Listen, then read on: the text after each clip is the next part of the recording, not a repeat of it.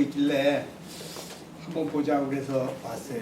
그게 철수 동생이 경기고등학교 몇 회인지 몰라도 그 우수한 애들이 많은가 봐요. 그 중에 동생 친한 친구가 서울대 화학과 교수인데 65로 은퇴를 하면서 책을 쓴 게 바로 그 책이에요. 나도 읽으면서 몰랐던 점이 너무 많은 거예요. 그래서 내가 쟁이들을 말한다 거기에 한번 쓴 게 뭐냐면 수금지와 목토 천해명밖에 쓴 게 없어요. 그래 거기에. 네? 이거요? 철수가 거기에 대해서 관심을 갖고 너 이거 한번 읽어봐. 그거 보면서 제가 너무 재미를 많이 느껴가지고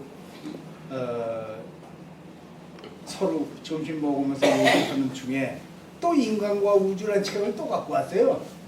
너 이것도 봐. 난 옛날에 다 봤어. 걔 여기 공자 앞에서 지금 문자 쓰는 거예요. 우리 이철수 군이 모든 걸 다 섭렵을 해놓고 뒤에 공부시키고서 나보고 강연을 하려니 내가지고 말하다 실수하면 어떡하나. 그게 지금 제일 걱정입니다. 거짓말. 자, 그래서 첫 번째 제가 동영상을 한 20분에서 25분 준비한 거예요. 그러니까 가능한 한 제가 말씀으로 설명드리는 거는 1시간 이내에 끝나려고 노력을 하겠는데 그게 잘 될는지 건 모르겠어요. 하여튼 빨리빨리 내가 진행을 하겠습니다. 제가 해봐도 내가 설명하는 것만 1시간 반, 저거 20몇 분, 이거 2시간 걸리면 어떡하나 그런 걱정이 있습니다. 자, 1번 틀어. 동영상부터. 우선 여기 그 순서를 개요라고 하는 것은 뭐 얘기할 거 없고 두 번째 우주의 탄생과 진화 저건 조견표를 가지고 제가 간단하게 설명하고자 합니다. 그 다음에 우주 나이가 도대체 몇 년이 된 거냐. 그 다음에 우주를 공부하려면 뉴턴에 대해서 꼭 공부를 해야 돼요. 그래서 뉴턴의 3대 법칙과 만유인력이 뭐냐. 우리가 만유인력을 많이 써도 뭐 끌어다니면 만유인력인 줄로 우리가 잘못 알고 있었어요. 그러나 만유인력이 그건 아니에요. 서로 당기는 거지, 서로 가는 거지. 사과가 땅으로 떨어진다? 그러면 지구가 사과를 당겨서 떨어지느냐? 그렇지 않고 사과도 지구를 당겨요. 그게 만유인력이에요. 달이 지구를 당기고 지구는 달을 당기고. 근데 왜 안 떨어지느냐? 사과는 떨어지는데 왜 지구는 달은 안 떨어지느냐?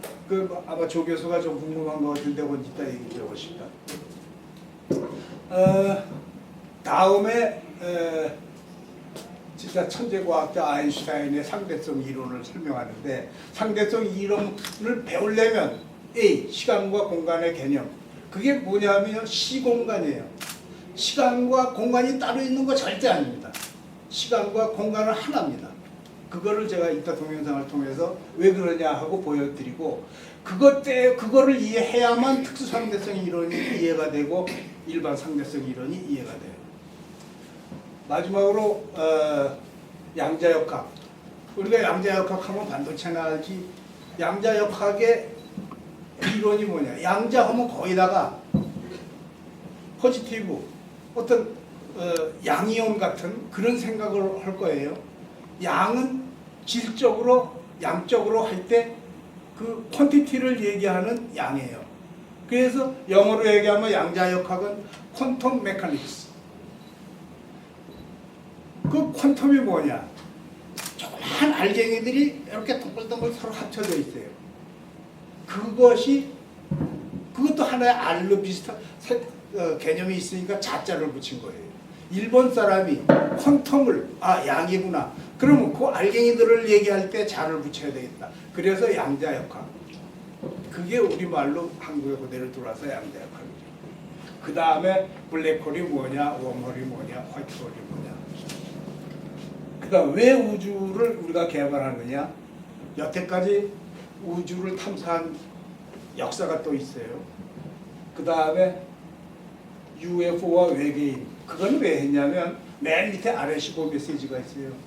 그거는 어디 미국 밑에 쿠바의 끝쪽 해변에 아레시보라는 그 해변 동네가 있는데 거기에다가 우주선 발사 기지를 만들었어요.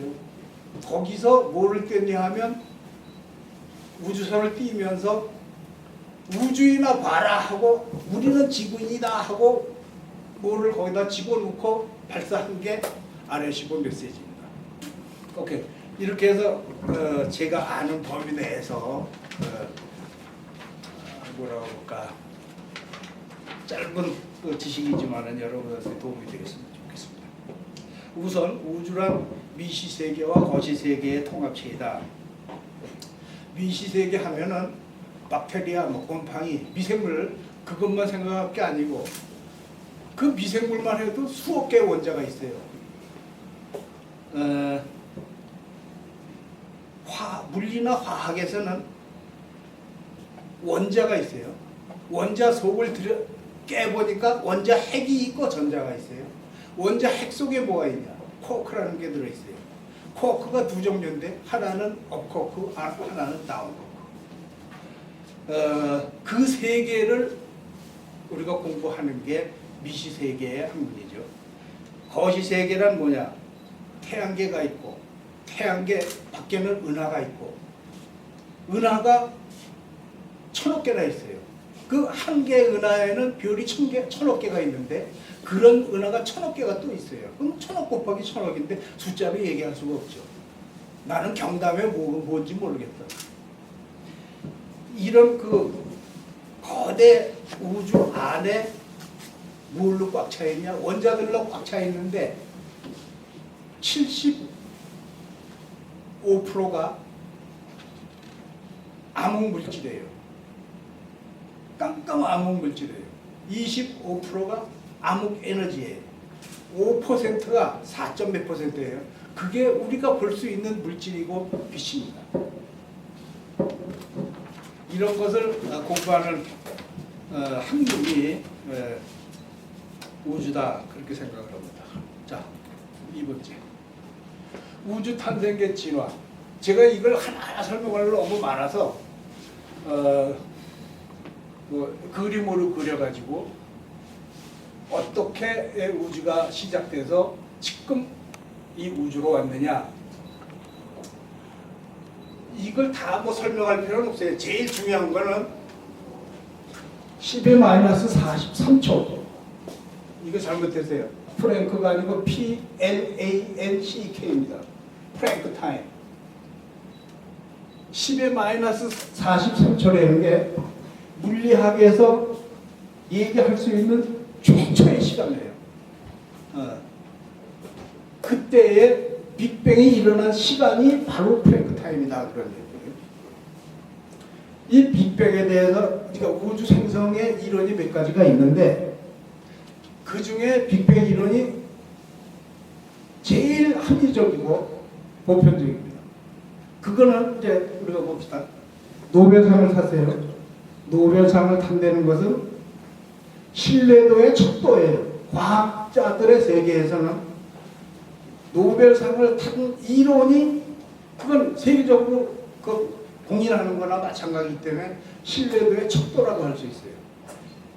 이 빅뱅 하나만 가지고도 이 밑에 4개의 노벨상이 수여됐습니다. 우선 허블의 우주 팽창. 그건 뭐냐면 적색별이라고 그러죠. 허블이라는 천체 과학자인데 별이 가까이 있을 땐 파랗게 보여요. 점점 멀리 갈수록 빨갛게 돼요. 붉은색이 되죠. 그게 적색별입니다. 빨간 색깔로 변해간다. 그럼 허블이 몇 년이나 산다고 그걸 알았겠습니까?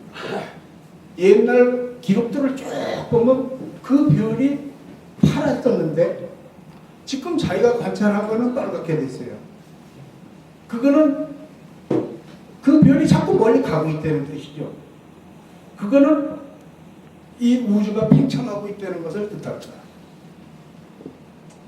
아인슈타인이 허블을 찾아가서 한 말이 있대요. 내가 일생일 때 큰 실수를 저질렀다. 그게 바로 우주는 팽창하지 않고 정적인 우주로 생각했기 때문에 자기가 그때 만들어낸 게 특수상대성 이론 중에 E는 이퀄 MC 좌석.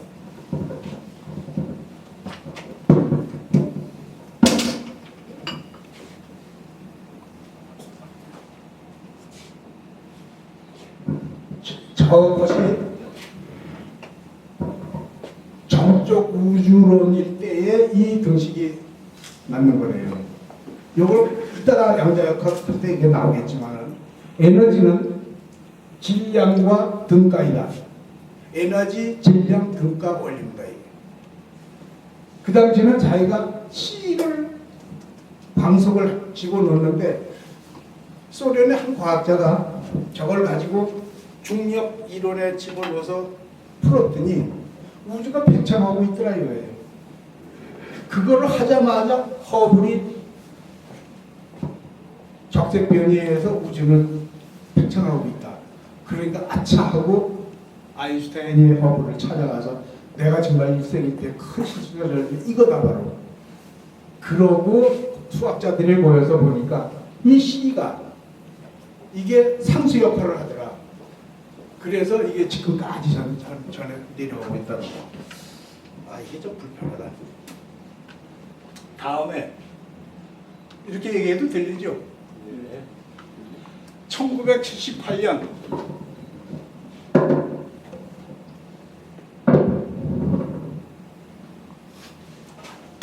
미국의 펜디어스와 윌슨이라는 사람이 우주 배경 복사라는 걸 발견을 해가지고 노벨상을 탔어요. 그건 뭐냐면 우주 배경 복사라는 건 우리가 소리를 꽝 지르면은 이 공기를 매체로 파동을 가지고 나가요. 빅뱅에 엄청난 대폭발이 일어났을 때 분명히 파동이 일어났을 거예요. 그 파동이 지금 우주 전체에 번져 있습니다. 138억 년이 지났으니까. 그거를 발견한 거예요. 어떻게 발견했냐? 미국에서 인공위성을 쐈어요. 거기서 지구로 보내오는 전파가 많아요. 그거를 받기 위해서 과학자 벨 연구소에서 음파 탐지기를 막 큰 걸 만들었어요. 그걸 가지고 다 음파하는데 그 인공위성은 딴 데로 가버려서 이제 쓸데없이 됐어요. 이 펜디어스와 윌슨이 그래도 지금 또 무슨 음파가 들어올지 몰라. 그러고 잡으러 가서 그거를 하는데 자꾸 웅웅웅 소리가 들려요. 야 이거 비둘기가 똥 쌌나? 짐승이 와서 새끼를 낳나? 그 둘이서 청소를 다 했답니다. 그래도 웅웅 소리가 들리는 거예요. 그런데 마침 인근에 다른 과학자가 이 배경 복사라는 게 분명히 있을 것이다 그러고 찾아다니는데 못 찾아요. 그러다 누가 그거 어떤 젊은이들이 그거 가지고 무슨 소리가 들린다는데 가봐. 그래서 찾은 게 바로 우주 배경 복사. 빅뱅 할 때에 터진 그 소리가 메아리 쳐서 웅웅웅 들어오는 거예요. 이 우주의 끝이 없다는데 무슨 메아리? 그렇게 생각할 거예요. 근데 그 밑에 존 마티오와 조지 스무트가 그걸로 인한 에너지를 발견합니다. 그게 2.76K예요. 절대 온도로 2.76K. 굉장히 차가운 거죠. 그게 1K는 마이너스 273도씨니까 2.7 해봐야 마이너스 270도 가까이 되는 그런 차가운 온도인데 거기에서 에너지가 있다는 거예요. 이거를 내가 책을 보니까 그 에너지를 인공위성을 쏴가지고 사진을 찍었어요. 근데 그 사진의 렌즈가 어느 둥그렇게 안 나타나니까 골고루 번져 있어요. 그게. 그 에너지가 무슨 사진 필름 평범하게 나타나게 해가지고. 자, 그 다음에는 뭐 중력파 발견 그건 좀 나도 이해가 잘 안 돼가지고 이거는 이제 그냥 건너뛰겠습니다.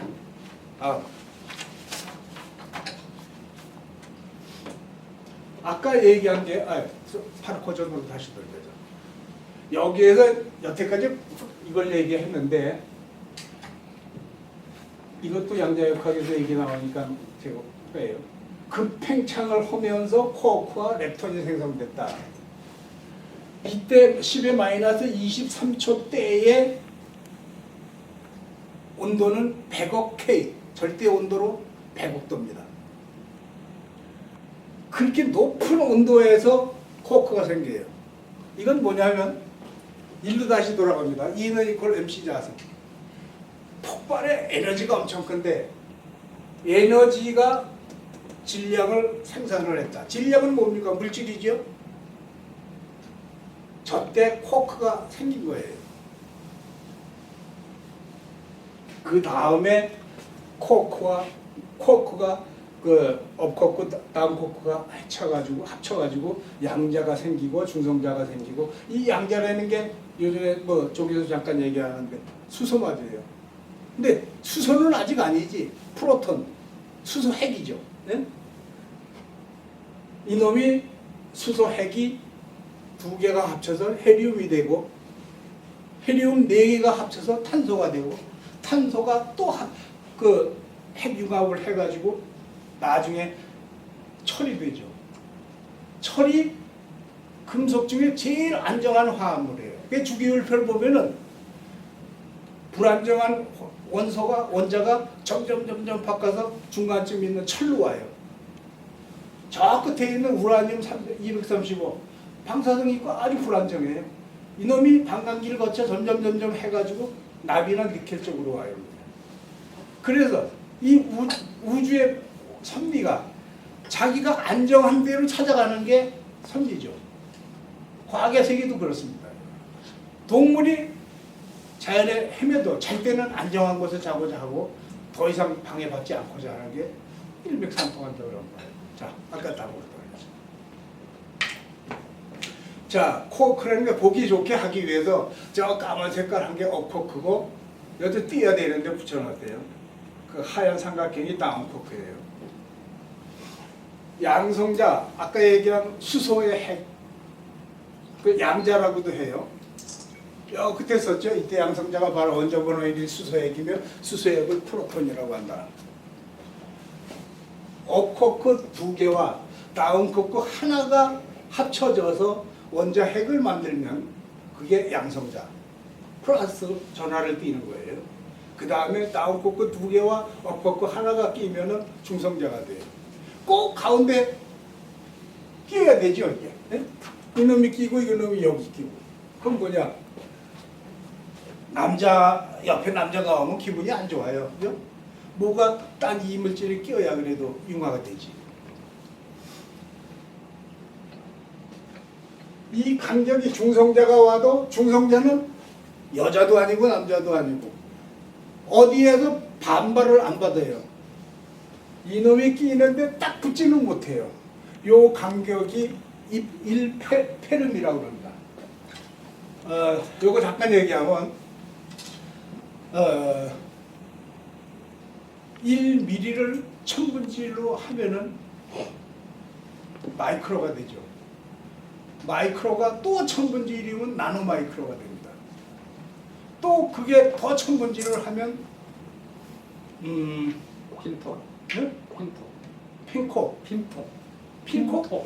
핀토 모르겠다. 그 다음에 10의 마이너스 15승, 그게 페름이에요. 그렇게 됐을 때 저음이 안전하게 붙어요. 그렇다고 딱 붙지도 않아요. 저렇게 간격을 가지고 엄청난 마찰을 일으켜요. 마찰이는 서로 비비적거리는 건데 떨어진 상태에서 요동을 쳐요. 그게 우주의 진동입니다. 아까 1번으로 잠깐 돌려봐. 양자역학적인 흔들림이 있다. 진동이 있다. 그런 그 과정에서 코크와 렙톤이 생성을 한다. 그게 코크와 렙톤이 생성을 하고도 움직인대요. 그게. 자, 다시 돌아가. 자, 여기에서 잠깐 또 말씀드리고 지나갈 게 있어요. 우리가 절대온도 K가 뭐냐? 여기 썼죠? 기체의 부피가 제로가 되는 온도. 아무리 온도를 내려도 기체가 제로가 되고, 그러니까 뭐 프로판 가스나 메탄 가스가 액체로 되는 거, 기체가 완전히 없어지는 온도를 잡을 수가 없어요. 옛날에 뭐 냉장고가 그렇게 좋은 게 있습니까? 없어요. 켈빈이라는 켈빈. 화학자가 그 사람은 아주 기체에 대해서 관심이 많은 사람이야. 어떻게 이놈의 기체가 제로가 되겠느냐. 그렇게 해서 물 끓는 100도에서부터 부피를 자꾸 줄여봤어요. 그러니까 시베리아 가면 마이너스 50도까지 되겠죠. 그래도 기체가 있어요. 이론적으로 여기서 직선을 걷습니다. 이거. 그래서 마이너스 270도이라는 건 이론치예요. 추정치. 그게 절대온도입니다. 그러면 섭씨 온도는 0도에서 100도, 100도는 끓는 점, 0도는 어는 점. 그걸 100등분한 게 섭씨죠. 화씨는 뭡니까? 32F죠. 32도가 어는 점이에요. 그걸 180등분을 해요. 그러면 212도가 되죠. 그게 끓는 온도예요. 화씨는. 절대 온도는 뭐냐?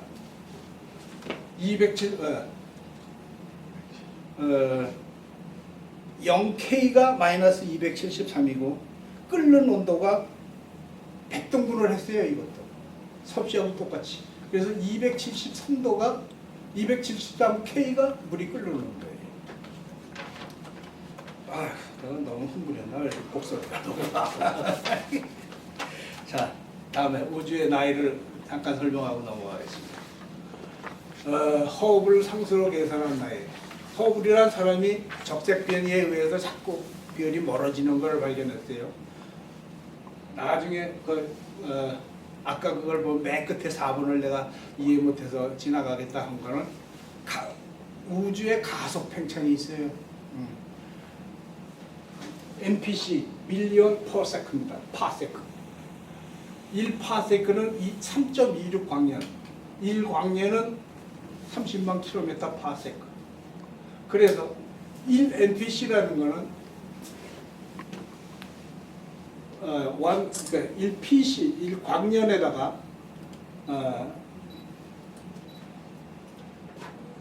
빛의 속도를 곱해가지고 이거 뭐야? 9.8 뭐냐? 곱하기를 저렇게 썼구나. 9.8 곱하기 10의 11승 킬로미터 파세크. 그게 1년 동안 가는 거리죠. 그래서 우주의 나이를 할 때는 1NPC 100만 파세크의 거리를 이 허블이 사전에 71km 파세크로 나누면은 0.138 곱하기 10의 11승이 돼요. 그거를 단시 100철 해가지고 나누면은 138억 년이 돼요. 그럼 이걸 어떻게 믿느냐? 요게 부가로 또 하나 넘어갈게. NPC 1NPC가 아니고 2NPC일 때 200만 파세크일 때는 71이 142로 계산해야 돼요. 그런 식으로 멀리 있는 거리는 저거에 그러니까 허블 상수가 200만일 때 저게 140이고 300만 될 때는 71 곱하기 3이 되고 그 숫자로 나눠지면은 이 우주의 나이가 나옵니다. 다음에 방사성 동위 원소로 계산한 나이. 이건 참고로 제가 설명을 들었어요. 반감기 예를 드는데 탄소, 우리가 제일 탄소가 잘 안정 화합물인데 흑연이 연필심이 아주 안정한 거예요. 그게 5730년이 돼야 탄소의 절반이 다른 데로 바꿉니다. 니켈은 100년, 요드 징크라는 거 있죠. 13시간. 탄소 11은 전 불안정한 화물이에요. 20분밖에 못 가요. 우라늄 238, 우라늄 235가 원자폭탄을 낸다는 거예요. 그러니까 원자폭탄 만드는 건 0.7%밖에 안 돼요. 우라늄에서. 나머지는 거기다가 238인데 45억 년이다. 아크론 215라는 게 있어요. 8초밖에 안 갑니다. 이거를 생각하면 우리가 어떤 사람이 수면제를 오래 넣었다가 죽으려고 왕창 먹었어요. 안 죽어요. 그거는 뭐냐? 의약품에도 반감기가 있어요. 그래서 약을 오래 놔뒀다 먹어도 그게 그거지라고 생각하는 건 잘못입니다. 원소들의 반감기가 있어요. 성서상의 나의 맨 마지막에 재미를 써봤습니다. 하나님이 아담을 만들어서 아브라함까지 가는 게 나 어느 교회 부흥회에 가서 들은 얘기예요. 2000년이랍니다. 이게 누가 누굴 낳고 몇 살에 죽고 몇 살 태어나서 누가 누굴 낳고 몇 살에 죽고 다 했더니 2000년이래요. 그게. 그 다음에 아브라함이 예수 탄생할 때까지 딱 2000년이래요. 그게. 지금 예수님 죽고 우리 서기 몇 년입니까? 2015년. 6015년밖에 안 됐어요. 이거 더불어 얘기하면 하나님이 수면에 계시다. 창세기에 나오죠. 그러다가 심심해서 그랬는지 빛이 있으라 그랬어요. 예? 빛 만들고 그 다음에 아담을 만들고 그렇게 해서 나온 거예요. 그러나 좀 이따 나오지만 지구가 생긴 게 태양계가 생긴 게 46억 년입니다.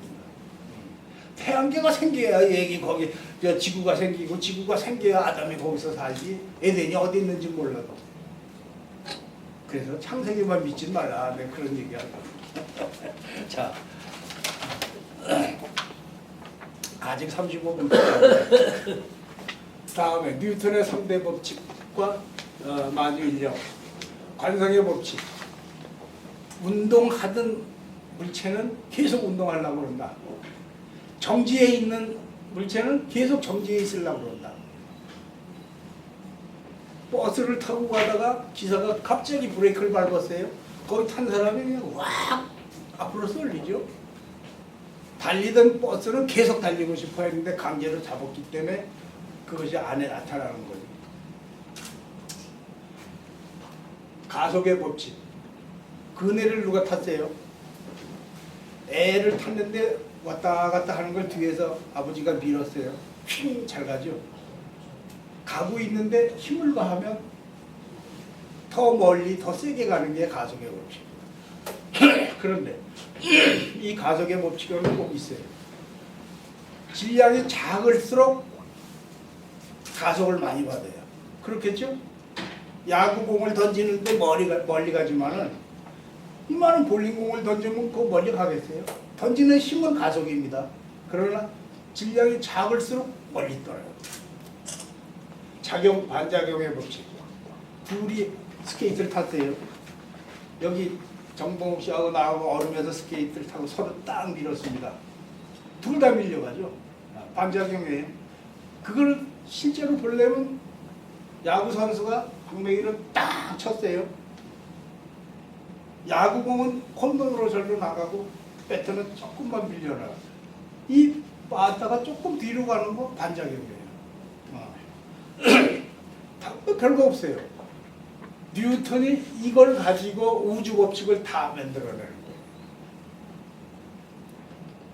그럼 관성의 법칙과 만유인력은 이제 끊을 수 없는 게 달이 사고는 떨어지는데 왜 달은 안 떨어지느냐? 야, 이거지 뭐 초창인데 그거는 아까 만유인력을 잠깐 설명했듯이 사과도 지구를 당겨요. 그런데 사과 중심으로 지구를 당기는 게 0.12 mPa 1초에, 그러니까 초당. 지구가 사과를 당기는 건 4.9m/s. 네. 그러면 너무 그 지구의 힘이 크니까 사과가 당기는 건 아주 미미해서 무시가 된다, 상쇄가 된다. 왜냐하면 지구 반대편에서도 그 짓거리가 일어나니까. 그런데 달은 그렇지 않죠. 달은 왜 안 떨어지느냐? 그게 바로 위에 얘기한 관성의 법칙이죠. 관성의 법칙은 구심력과 원심력이 있어요. 달이 돌 때 이 물체가 돌 때는 일로 나가려고 그래요. 근데 여기에서 끈을 가지고 당기니까 요걸 벡터 힘이라고 그러죠. 요걸. 이 힘이 자꾸 작용을 해가지고 이게 한 바퀴 돌아올 때 굉장히 빨라져요. 달이 안 떨어지는 이유는 도망가려는 힘과 당기는 힘이 같기 때문에 안 떨어진다. 근데 아까 또 약간 뭐 조 교수한테서 얘기가 나왔는데 이 만유인력이 아인슈타인에 의해서 완전히 묵사발이 돼요. 다 무효가 돼요. 저 뉴턴은 절대 시간이라는 걸 얘기합니다. 시간은 한 방향으로만 주변에 무슨 영향도 받지 않고 똑같은 속력으로 그 방향으로만 가는 게 시간이에요. 그렇지 않겠어요? 우리 가만히 있어도 자꾸 시간은 흐르고 늙어가고 그러죠. 그러나 아인슈타인의 특수상대성 이론에서 이것이 뒤집어 엎어져요. 그러니까 지금 내가 열변을 토하고 여러분들한테 많이 얘기해봤자 그럼 결론부터 잠깐 얘기합니다. 왜 그러냐? 아인슈타인의 특수상대성 이론은 우선 그거부터 보자. 여러분들 좀 동영상을 보고 하는 게 좋아요. 자, 이거 돌려봐. 가운데 가는 게 태양이에요. 그 옆을 가는 게 수금지와 목도철이면 지구도 있고 수성도 있고 금성도 있고 지금 막 쫓아가면서 놀아요. 거기가 지구는 자전까지 합니다. 공정만 하는 게 아니고.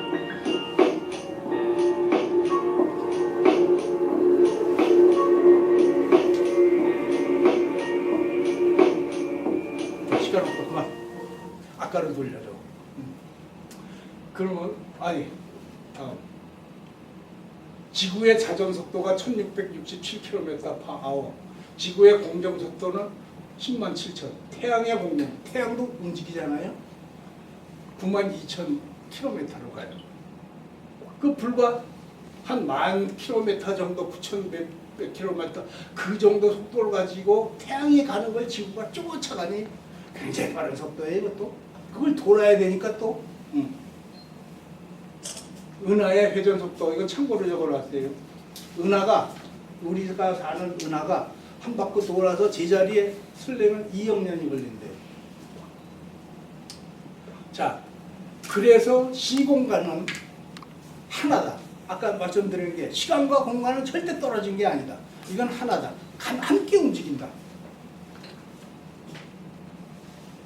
이거를 이해해야만 특수상대성 이론이 나오는데, 특수상대성 이론은 게 뭐냐? 시공간에 빛의 속도를 더한 거죠. 그러니까 꼭 빛의 속도를 더하기 전에 속도가 빠를수록 시간이 느리게 간다. 그 이제 점차점차 설명하니까 왜 속도가 빠를수록 시간이 느리게 가지? 이따 설명할게요. 나 더워서 웃지 마시고. 연락이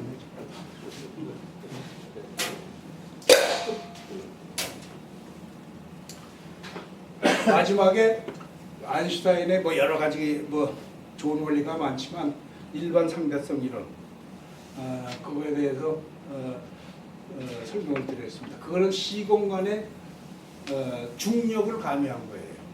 중력이 어떤 영향을 시공간에 미치느냐.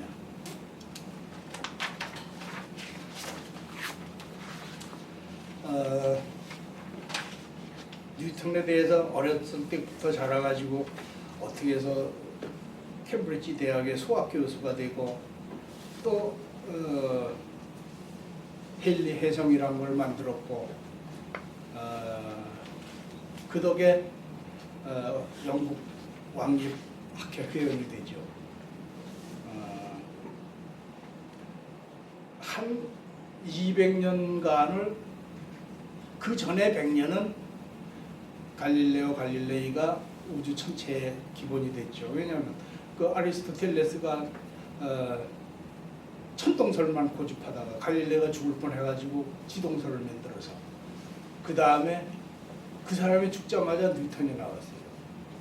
같은 해에.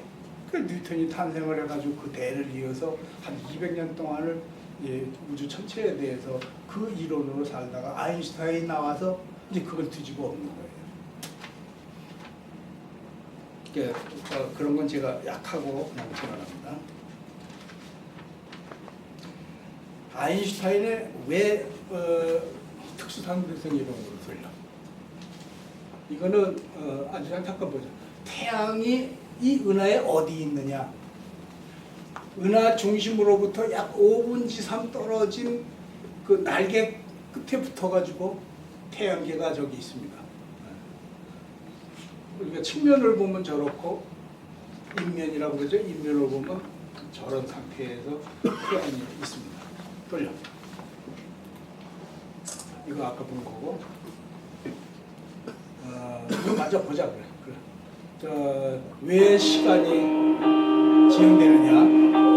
변하지 않는 빛을 기준으로 삼은 광자시계입니다. 이거 빛이 왔다 갔다 하죠? 봉은 길이가 1m. 한 번 가면 1초, 오면 다시 1초입니다. 7번 왔다 갔으니 7초.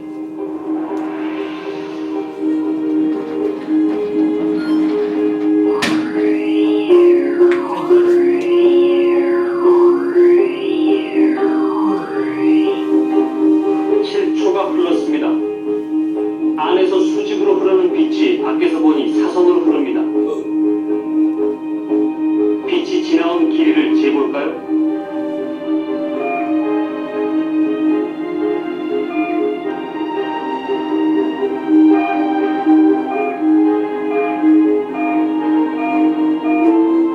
빛이 지난 거리는 7m가 넘습니다.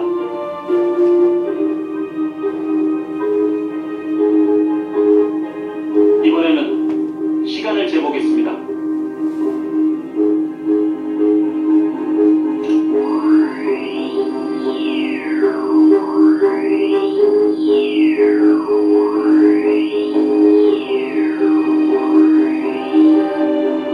밖에서 흐른 시간은 10초. 우주선 암보다 시간이 빠르게 갔습니다. 우선 이걸 보면은 하나, 둘, 셋, 넷, 다섯, 여섯 반. 이 거리는 10이고 그만큼 시간이 덜 간다, 느리게 간다 그런 거예요. 나중에 설명은 나중에 하기로 하고. 자, 우선 특수 상대성 이론의 특수를 왜 붙였느냐? 약 300년 전에 갈릴레오 갈릴레이가 상대성 이론을 발표를 했어요. 그거는 뭐냐? 뭐 과학적으로 학문적으로 얘기하면 운동하는 물체를 운동하는 관찰자가 보는 것과 정지에 있는 사람이 운동하는 물체를 보는 것은 다르다. 쉽게 표현하면 그거예요. 비가 옵니다. 서 있는 사람이 볼 땐 비는 수직으로 떨어져요. 바람이 안 부는 날에. 그런데 기차를 타고 쌩 오고 가는 사람이 비를 보면 대각선으로 떨어진다 이거예요. 왜 똑같이 떨어지는데 사람도 똑같은데 어째서 그러냐? 그건 속도가 가미돼서 그래요. 이것을 아인슈타인은 그 당시는 기차가 제일 빨랐나 보죠. 뭐. 그래서 거기다 감히 한 것이 빛의 속도까지 증가시킨 거예요. 속도가 빠를수록 시간은 늦게 간다. 빛의 속도로 가면은 시간은 멈춘다. 멈춘다는 게 표현이 좀 그렇죠. 시간은 안 가는 거나 마찬가지예요. 그죠? 그것을 과학적으로 표현할 땐 시간의 팽창이라고 합니다. 엄청 시간이 길어지기 때문에 우리가 1시간을 가도 그 끝에 요만큼밖에 안 간 거나 마찬가지가 돼요. 그것을 시간의 팽창, 거리의 수축. 그래서 이것을 이해하기가 힘들기 때문에 제가 3가지를 말씀을 드리는데, 첫째는 똑같은 시계를 만들어 가지고 지금은 콩보드가 없어졌죠. 콩보드에다 실었어요. 하나는 싣고 하나는 지상에 놔뒀습니다. 지구를 2바퀴 돌게 했어요. 아마 휘발유통 싣고 했겠지. 그 다음에 콩보드 착륙시켜서 재보니까 10만 분지 1초가 콩보드에 실린 시계가 늦게 갔어요. 다음에 내비게이션 있죠. 내비게이션은 우리 자동차에만 있는 게 아니에요. 배도 있고 항공기에도 있어요. 그게 인공위성에 시계가 있습니다. 그 시계는 인공위성은 3만 킬로미터로 달려. 네. 시간당 3만 킬로미터로 지구를 돌아요. 굉장히 우리가 생각보다 우리가 뭐 한 200km로 자동 달려는 거 얼마나 빠른 속도인데 3만 킬로미터 엄청난 거지. 그 빠른 속도로 가는 시계가 느리게 가기 때문에 우리가 내비게이션 딱 키면 여기서 나 부산 해운대가 그러면 몇 시 몇 분에 도착 딱 나옵니다. 그러나 이거 스톱해 잠깐?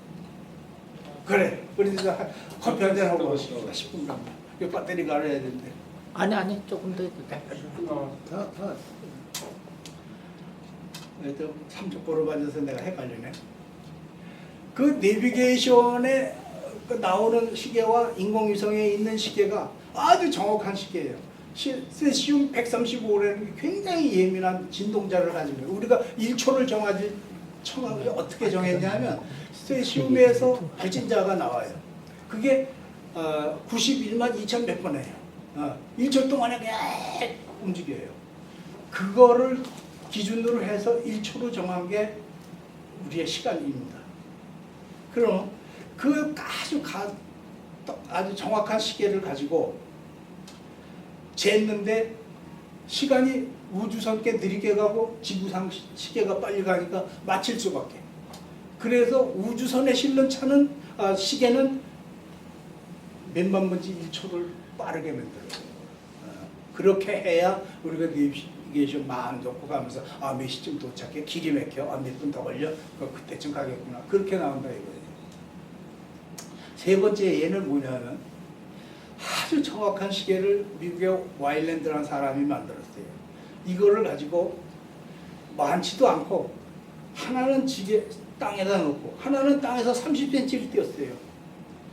그렇게 놓고 어느 시간이 지난 다음에 보니까 땅에 놓은 시간이 늦게 가고 여기 있는 시간이 빨리 가요. 그럼 아까하고 얘기가 반대죠? 공중에서 떠 있는 거는 늦게 간다고 그랬는데 그거는 중력입니다.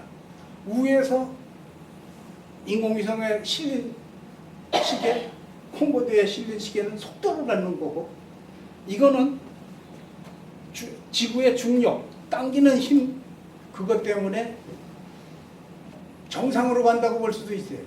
그러나 이거 띄워놓으면 빨리 가요. 중력의 영향을 덜 받아서.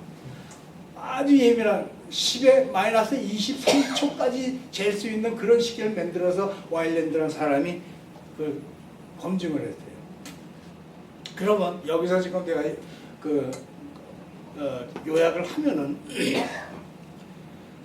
속도가 빠르면 빠를수록 주변에 중력이 커져요. 중력이 커지면은 시계는 느리게 갈 수밖에. 땅에 중력을 받아서 느리게 간 거와 마찬가지 이론이 나오죠. 조금 이따 이제 그게 왜 중력이 커지냐 하는 거는 이제 설명을 드리겠습니다.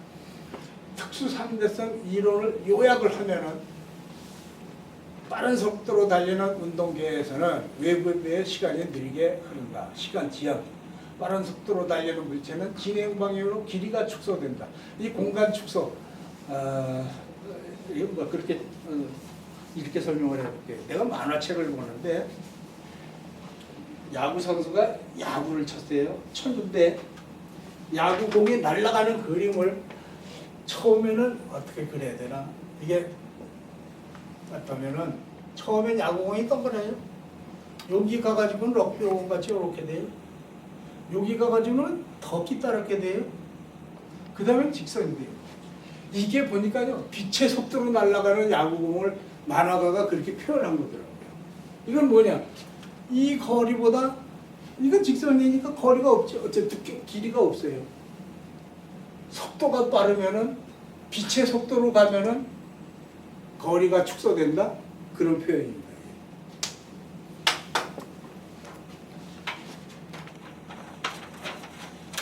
그래서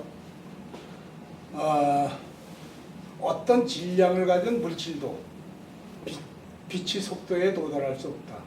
이 우주에서 가장 빠른 게 빛의 속도다.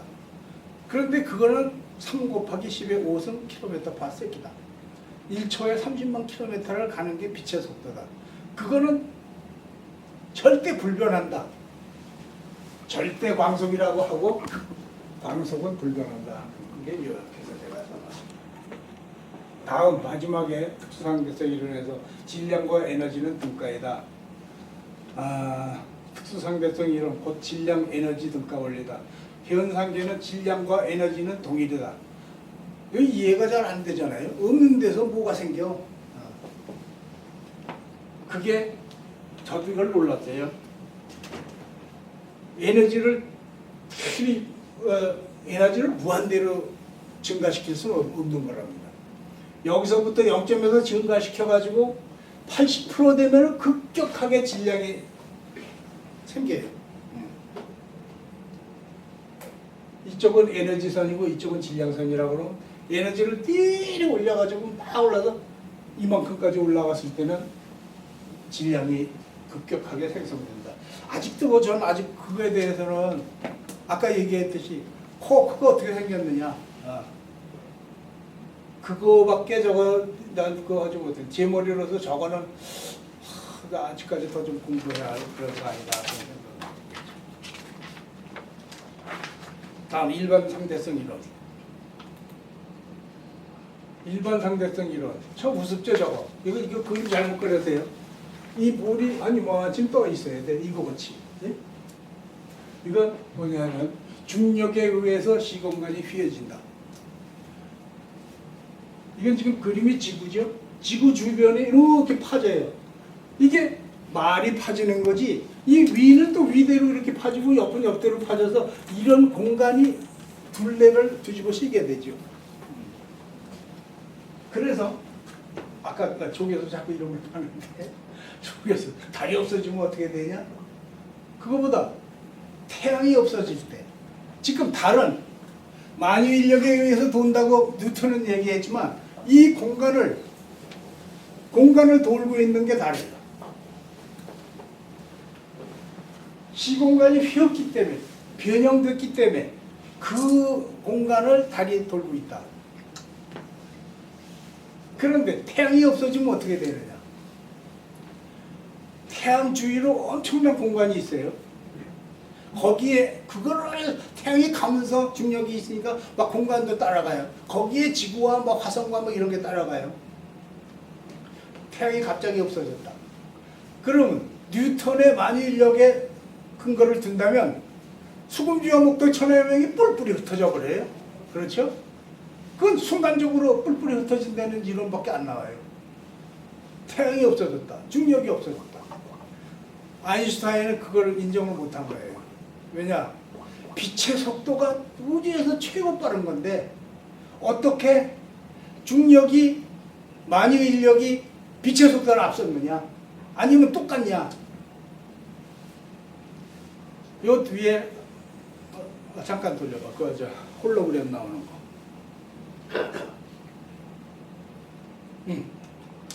태양이 지구에 오려면 8분 19초가 걸려요. 시리우스자라는 그 별의 뭉텅이가 약 8년이 걸려서 우리가 볼 수 있는 거예요. 직녀성, 견우직녀성 26년 걸려서 보는 거예요. 오리온자리 600년, 안드로메다 200만 년. 이게 뭐냐? 빛의 홀로그램이에요. 벌써 저거 직녀성 없어졌는지도 모르고 우리는. 네?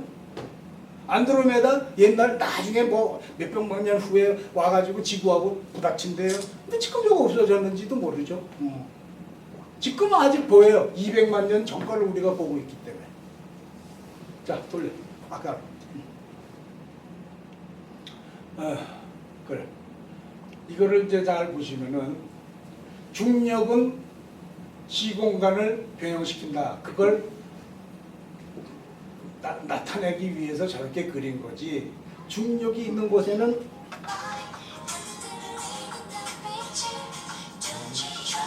이거 어떻게 해요? 끄는 거냐? 여보세요? 우리 이따 갈 거예요. 기다리세요. 나 지금 회의 중이니까. 할매 순댓국에서 왜 안 오냐?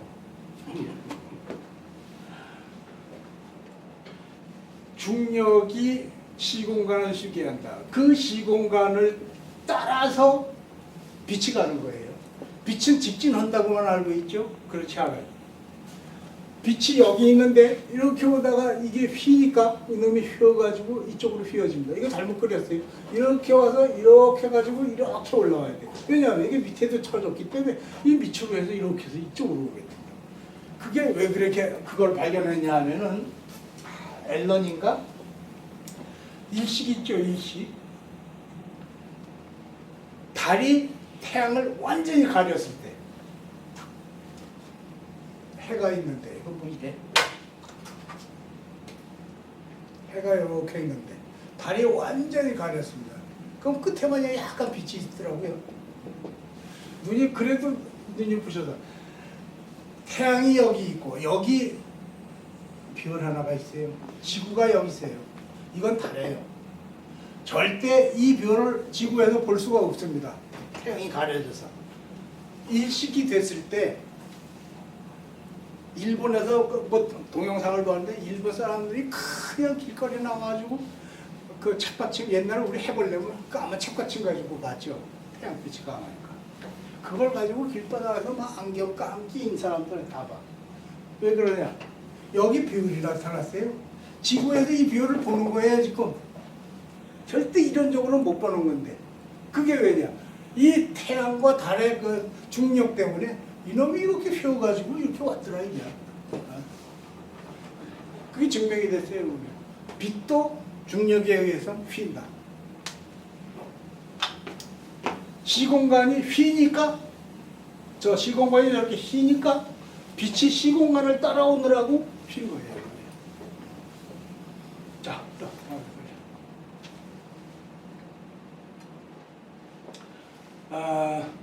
물질, 즉 중력이 있는 곳에는 시공간이 휘어진다.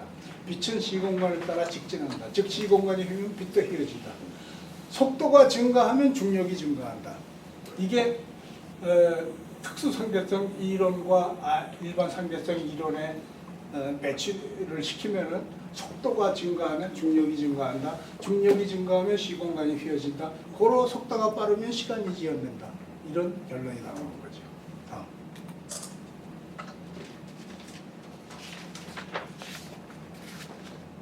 한 5분만 쉬었다. 그래. 힘드신 것 같아가지고 양배역학부터 중요하니까. 나도 예, 그 커피 좀 좀 마셔야지. 쉬었다.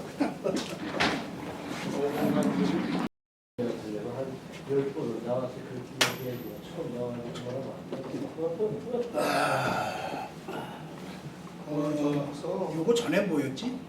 일반 상대성으로. 그거야? 네. 그럼 다음에는 돌려. 왜 양자역학 벌써 나왔냐? 자, 양자역학 하면은 아까 얘기했듯이 퀀텀이에요. 절대 그 양전자가 아니에요. 양전자 하면 프로톤이라고 그랬죠? 그게 아니고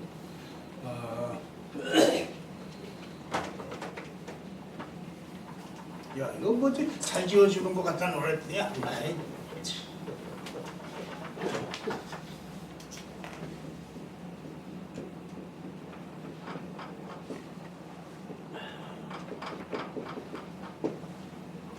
퀀텀 메카닉스가 이 양자야, 이 양자. 그건 뭐냐면 우리가 에너지 하면은 물이 흐르듯이 높은 데서 낮은 데로 물이 흐르듯이 쭉 연결돼서 에너지 흐름이 그렇다고 생각을 해요. 그건 아니에요. 에너지는 이런 덩어리들로 있어요. 그래서 어떤 물체에 이 에너지가 가할 땐 이 덩어리 전달되고 그 다음 전달되고 이렇게 전달돼요. 그래서 끊김 현상이 생기죠.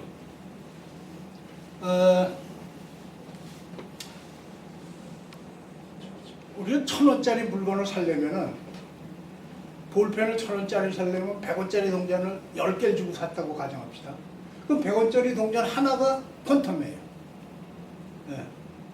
그것이 합쳐서 1,000원이 되듯이 10개가 합쳐서 그 어떤 큰 에너지 그 단위가 되는데 이 에너지의 그 하나가 말하자면 동전 하나, 100원짜리 동전 하나가 퀀텀이듯이 에너지 이 덩어리를 하나를 퀀텀이라고 부릅니다. 그러면 처음 이걸 다 갔을 때가 아니고 요거 하나가 어떤 물체에 전달이 됐을 때 어떤 운동을 하느냐 그것을 공부하는 게 규명하는 게 양자역학이라고 나와 있습니다.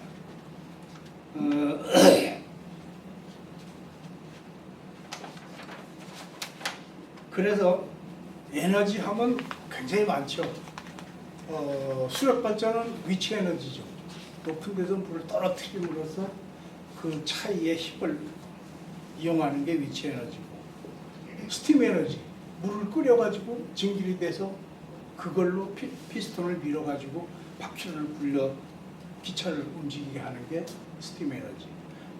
전기를 넣어서 뭐가 간다? 전기 에너지. 그 중에 제일 우리가 공부해야 될 게 빛 에너지하고 전기 에너지입니다.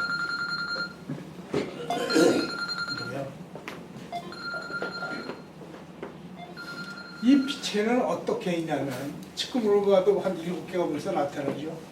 저걸 또 구분하면 또 구분이 돼요. 감마선, X선 이쪽으로 갈수록 아주 진폭이 아주 좁죠. 절로 갈수록 넓어집니다. 이것이 우리가 병원 가서 뼈다고 찍는 그것이 X선이에요. 그 다음 자외선, 저 여름에 살갗 태우는 게 자외선이죠. 그 다음에 우리가 볼 수 있는 가시광선은 요거밖에 안 돼요. 적외선, 햇빛에 있어요, 저게. 그러나 특수 안경을 끼워야만 가시광선으로 이 폭을 좁히는 거예요. 그래서 겨우 흐릿하게 딱 여기에 맞게 내지도 않고 웬만큼 줄이면 보여요. 밤에 안경을 끼면. 그게 적외선이죠. 그 다음에 마이크로파, VHF, Very High Frequency. 그 다음에 전파, 라디오나 저 뒤로 가면 음파가 나오죠. 내가 말해서 공기에 파동을 가지고 여러분 귀에 들어가서 그걸 울리게 하는데 음파가 나오고, 그 뭐 발레 소리도 있고 뭐 많아요. 우선 빛의 종류는 이렇게 더 구분이 되는데, 햇빛에서 들어오는 이 선들은 요거는 양이 좀 적지만 이게 꽤 많아요. 90%는 오전층에서 다 차단이 됩니다. 10%가 들어오는 게 여름 햇살에 우리가 살갗을 태우고 부풀어지게 하고 그렇게 하는 거죠. 또 다음 뭐야? 빛의 성질. 꼭 해. 실행학. 빛의 성질. And here we are, the granddaddy of all quantum weirdness, 이걸 읽으셔야 the 돼요. infamous double slit experiment.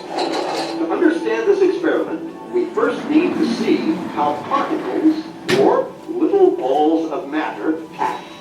If we randomly shoot a small object, say a marble, at the screen, we see a pattern on the back wall where they went through the slit and hit. Now, if we add a second slit, we would expect to see a second band duplicated to the right. Now, let's look at waves. The waves hit the slit and radiate out, striking the back wall with the most intensity directly in line with the slit. The line of brightness on the back screen shows that intensity. This is similar to the line the marbles make. But when we add the second slit, something different happens. If the top of one wave meets the bottom of another wave, they cancel each other out. So now there is an interference pattern on the back wall. Places where the two tops meet are the highest intensity, the bright lines. Where they cancel, there is nothing. So, when we throw things, that is, matter, through two slits, we get this. Two bands of hits. And with waves, we get an interference pattern of many bands. Good so far. Now, let's go quantum.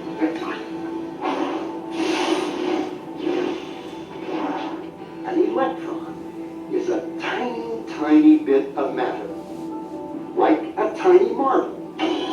Let's fire a stream through one slit. It behaves just like the marble, a single band.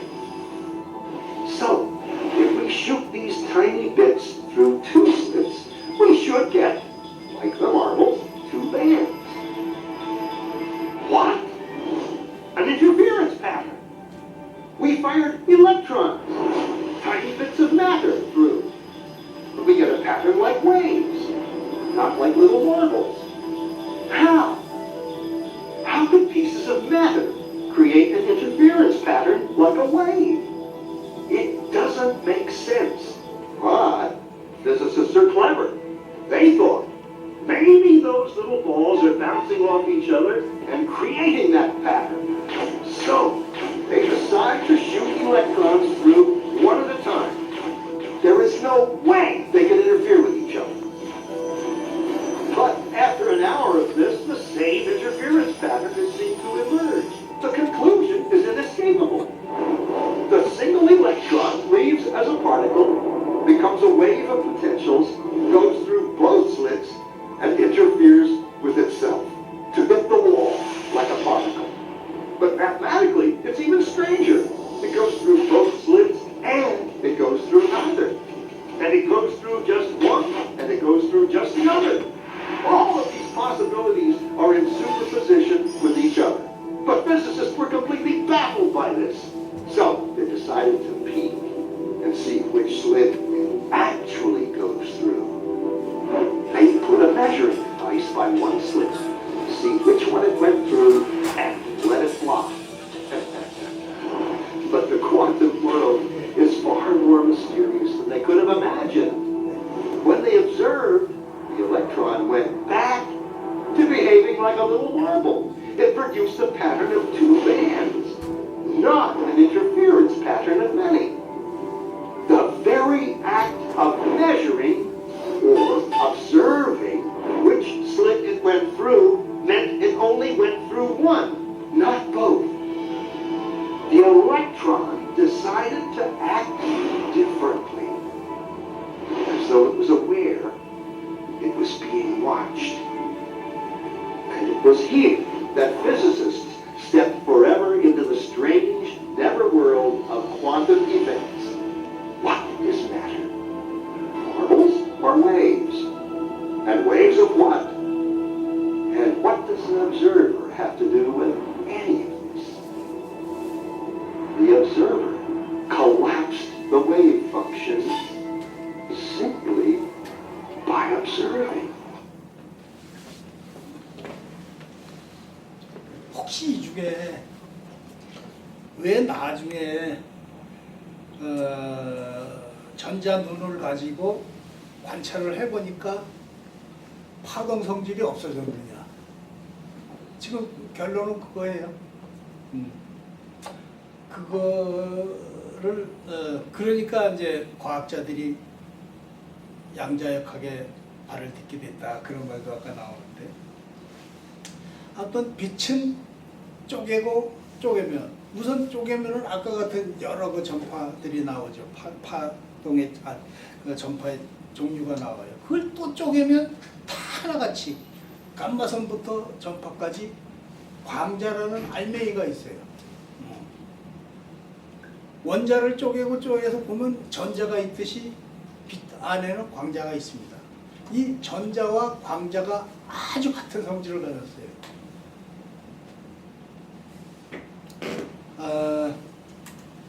그래서 빛은 입자이면서 파동이다. 두 가지 성질을 다 가졌다. 그걸 증명을 해야 되는데 너무 타이니하고 작고 연약해서 그걸 관찰할 수가 없어요. 관찰이라는 게 뭡니까? 우리가 보는데 그냥 보는 게 아니고 저게 컵의 빨강색은 빨강을 반사해서 우리가 빨강인지 보고, 안경테는 까마니까 까만 건 다 흡수한다고 그러잖아요. 그래도 까만 것만 반사하니까 우리가 보는 거예요. 그런데 전자 작은 걸 보려니까 빛을 쏴서 봐야 돼요. 빛을 쏘니까 그 빛이 없어져 버려요. 있기는 있어요. 파동 성격을 잃어버리고 아까 슬리트를 통과시키는데 입자성만 나타나지 파동성은 싹 없어지더라. 그게 어떻게 이 비유를 들었냐면 고무풍선에다가 바람 빵빵하게 놓으세요.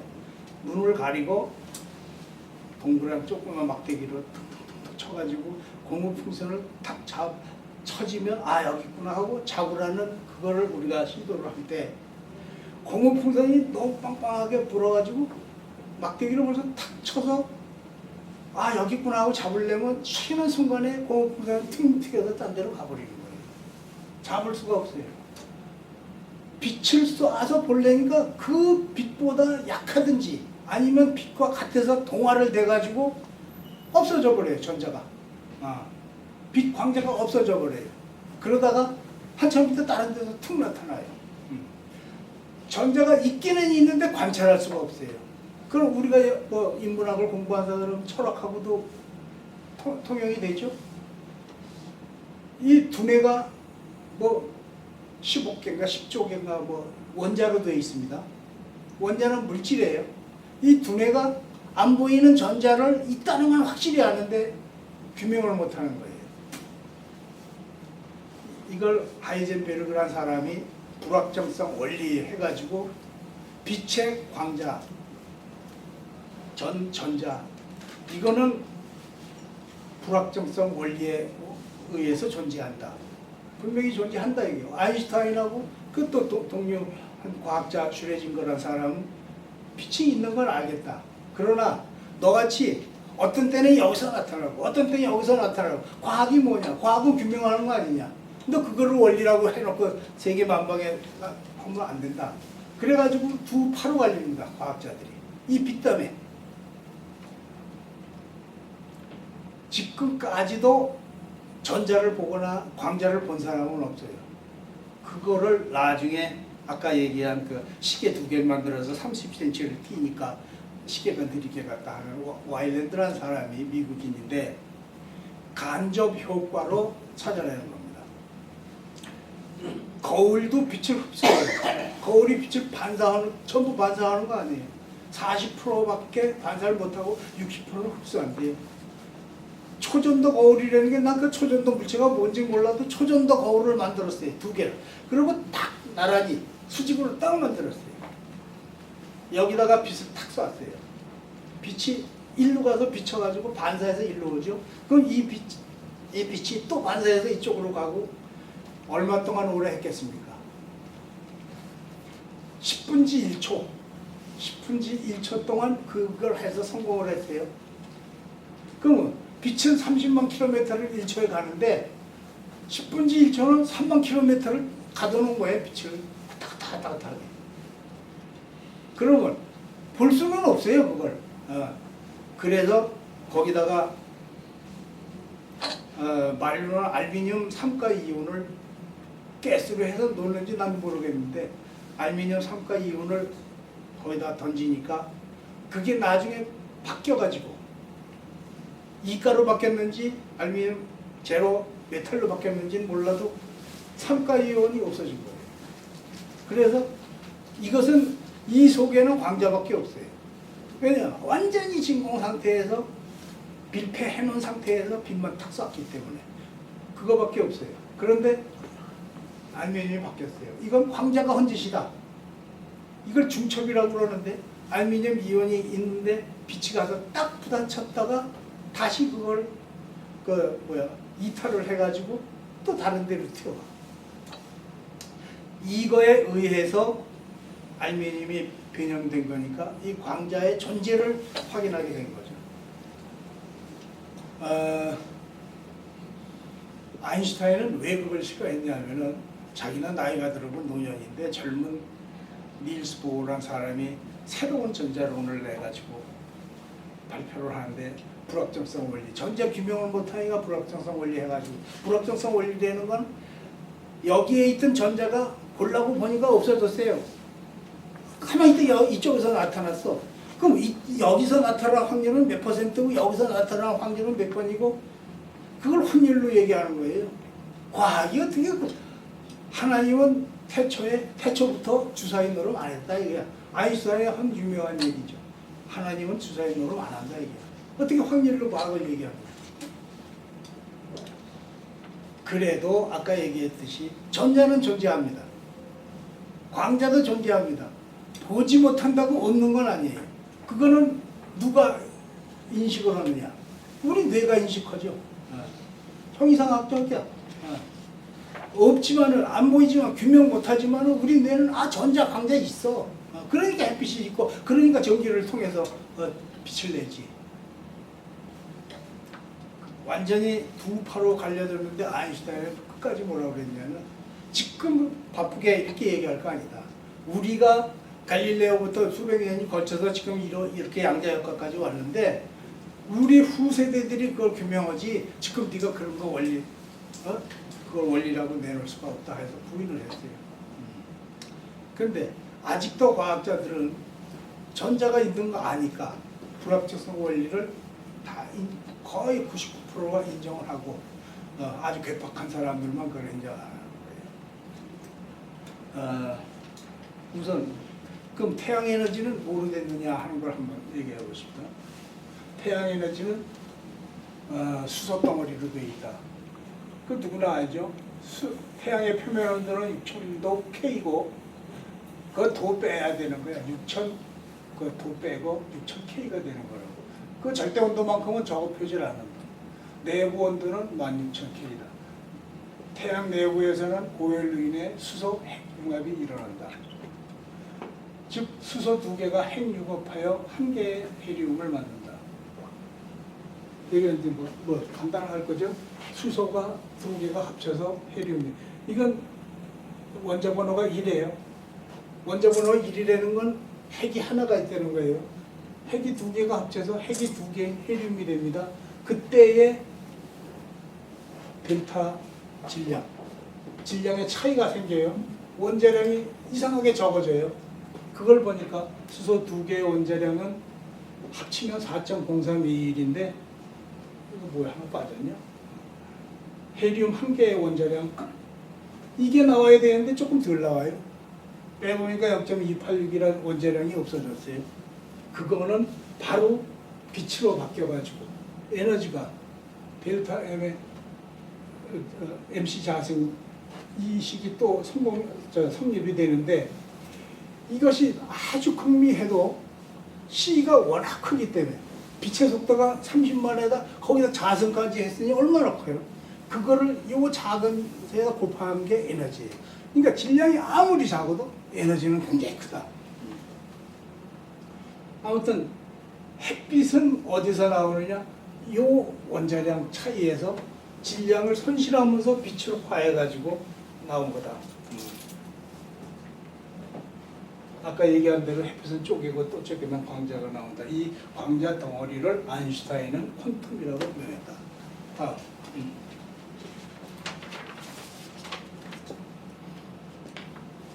아까 얘기한 불합격성 원리. 광자, 전자가 너무 작아서 규명을 못해요, 저게. 내가 너무 앞서서 빨리 얘기를 했는데 그것을 아까 동영상에서 보듯이 전자가 쏘았는데 도대체 왜 파동성을 나타내느냐? 물의 파동으로 해가지고 간섭 현상 때문에 여러 줄이 나타나는 건 이해를 하겠는데 왜 전자가 알갱인데 조그만 공 쏘는 거하고 똑같은데 파동성을 나타내느냐? 그거를 확인하기 위해서 전자 눈을 가지고 보기 시작을 했어요. 그러니까 그 빛을 쏴야 그놈이 어디로 가는지 볼 수 있지. 그러면 전자가 이 전자를 맞아가지고 없어져 버리는 거야. 파동성을 잃어버리는 거예요. 아까 그 밑에 뭐라고 나오더라고. 파동 함수를 붕괴시켜 버렸다 이게. 그러니까 볼 수 있는, 관찰할 수 있는 방법은 우리가 빛을 쏘는 방법밖에 없는데 전자현명도 마찬가지예요. 전자로 빛을 내서 우리가 뭐 세균이 어떻게 되겠다 하는 걸 보는 거거든요. 그렇게 해서 불확정성 원리를 지금까지 인정하고 갈 수밖에 없는데 아까 얘기한 광자의 간접 관찰 성공이 바로 몇 년 안 됐죠? 지금 15년인데 12년이니까 이걸로 노벨 물리학상을 또 받았어요. 프랑스의 세르주와 이로슈 두 사람 잘못했어요. 미국의 와일랜드 이 두 사람 해가지고 이걸 간접 현상으로 광량자가 있다는 것을 증명을 했습니다. 다음에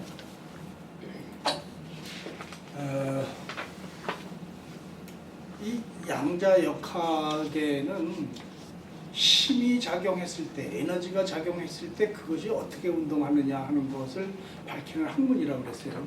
근데 이 우주에는 네 가지 힘이 있습니다.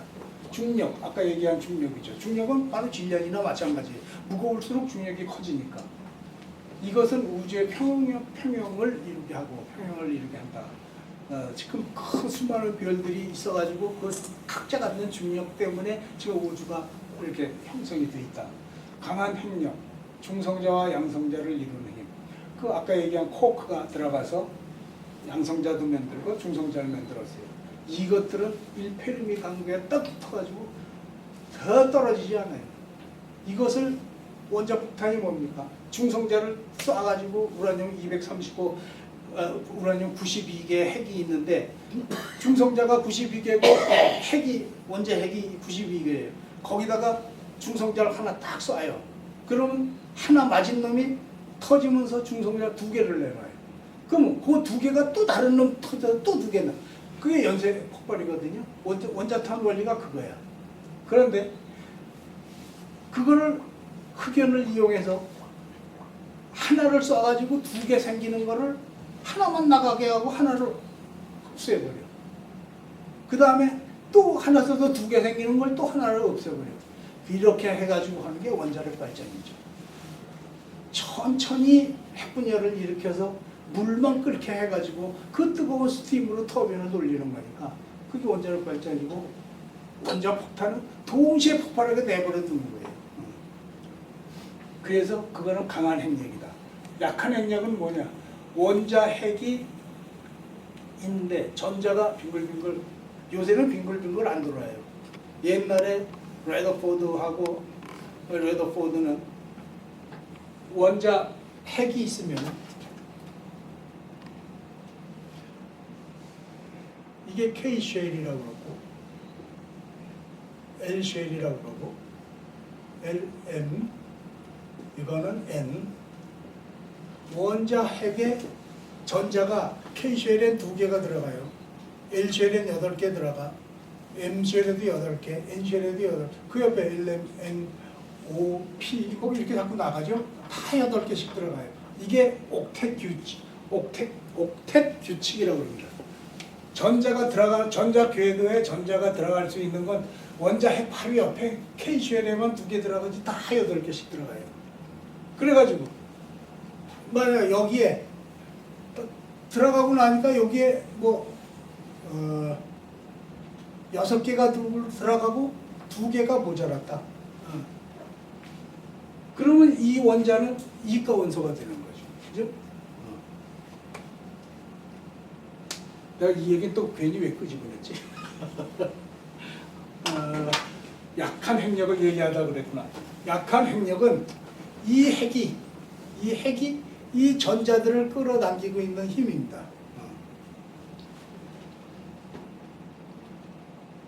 전기가 왜 우리가 볼 수 있느냐? 전기가 전자의 힘이에요. 우리가 빛을 보는 것은 이 N쉘 높은데 이 바깥에 있을수록 에너지가 커요. 이놈이 에너지가 큰 다음에 툭 떨어져요. 일로. 그럼 벌써 하나, 2단계 떨어져서 계단이 3개 나오면 3계단을 활짝 뛰어내린 거예요. 이때 빛이 제일 잘 커요. 제일 밝아요. 만약에 L쉘에서 이 K쉘로 전자가 내려왔다. 빛이 조금밖에 안 나. 전자의 빛의 원리는 이겁니다. 그러면 우리가 전기를 니크롬선에다가 전기를 찔렀어요. 조금 처음에는 검특히 거든 게 소리가 나면서 나중엔 빨갛게 열이 나죠.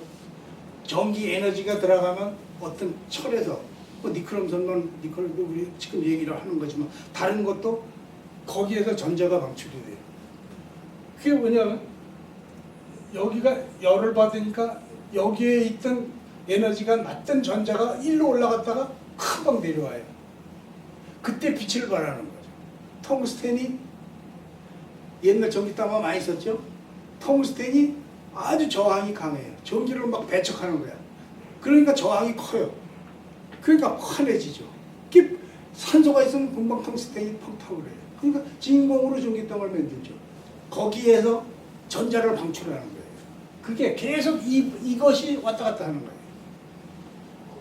전자가 튕겨져 나왔다가 다시 원점에 들어와서 그 열을 받아가지고 또 나가고. 이것도 하나의 그 양자역학에서 나오는 이론이니까 그냥 더불어 설명을 했어요. 약한 핵력은 원자핵이 전자를 잡아주는 힘 또는 방사능의 힘. 전자기력, 정기력과 자기력으로서 이것도 잠깐 설명하고 갈게요. 전기력과 자기력은 우리가 시공간이 시간과 공간이 다른 걸로 생각했는데 전기력과 자기력은 같은 것이다. 이게 발전의 원리니까. 왜 그러냐면 맥스웰이라는 과학자가 나침판을 가지고 이게 정말 이게 자장땀의 북극을 가리키고 있는 거거든요. 그런데 하루는 비가 와서 천둥이 번뜩 치니까 이놈은 침이 그냥 요동을 치는 거야. 그 다음에 번개 끝나고 가만히 보면 제자리에 또 와 있어. 이 사람이 거기서 착안한 게 뭐 에디슨이 발견하고 뭐 뉴턴이 발견하니까 이거 전기하고 이건 자장을 가지고 움직이는 건데 번쩍하는 것 저 번개는 전기다 이거예요. 음전기와 양전기가 하늘에서 부닥쳐서 전기를 발생하는 거거든. 이거 전기력과 자기력이 영향을 미치는구나. 그래서 4개의 공식을 가지고 2개를 통합을 시켰어요. 나중에 아인슈타인이 뭐라고 그랬냐면 내가 발견한 중력과 맥스웰이 발견한 전기력과 자기력을 통합만 시킬 수 있다면 UFO 만든다. UFO가 아인슈타인이 살아있을 때 나타났어요. 미국 워싱턴주에 몇 년 동안 내가 뒤에 보고 있는데 우리 6.25 났을 때가 트루먼 대통령이에요. 7대가 나타났어요. 트루먼 대통령이 그 전투기를 발진시켰어요. 가까이 오면은 없어져 버려요.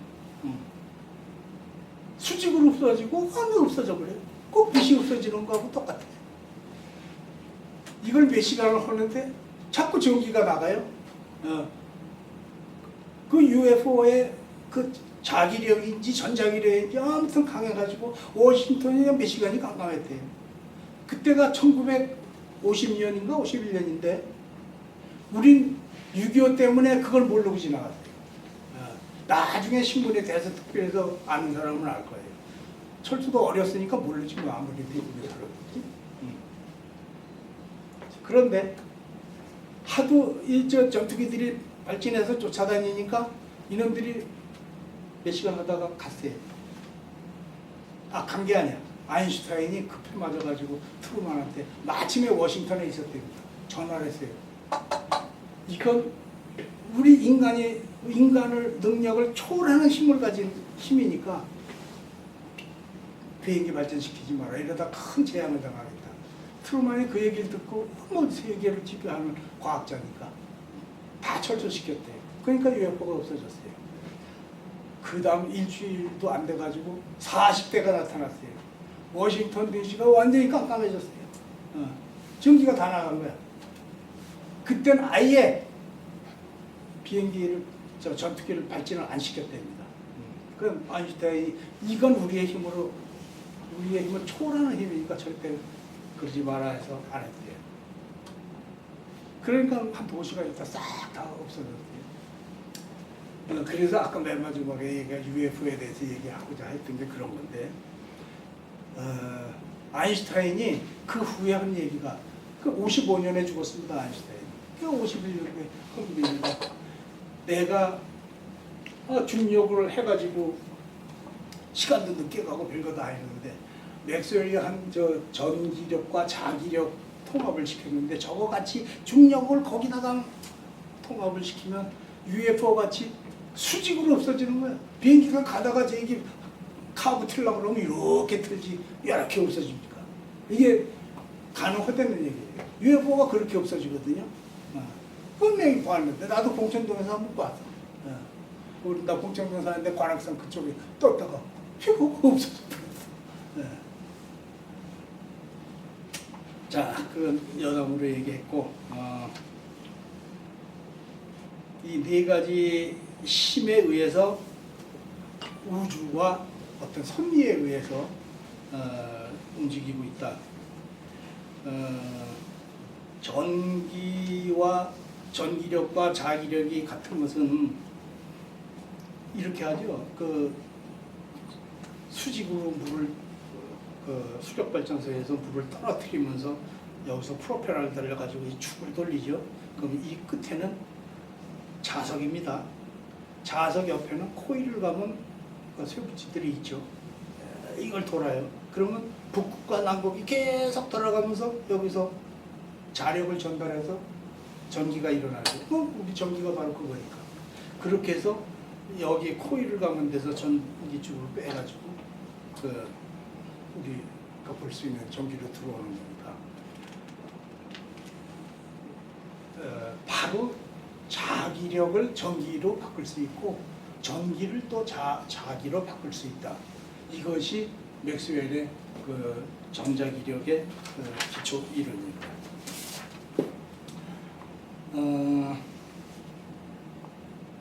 그럼 우리가 이 양자역학을 가지고 어떤 인류의 문명에 혜택을 주느냐? 뭐 너무도 많죠. 너무 많아. 뭐 아까 얘기한 대로 원자폭탄도 양자역학에서 나온 이론이고 바로 이제 제일 우리 가까이 있는 뭐 컴퓨터다 이런 거다 다 이게 반도체인데 반도체라는 거는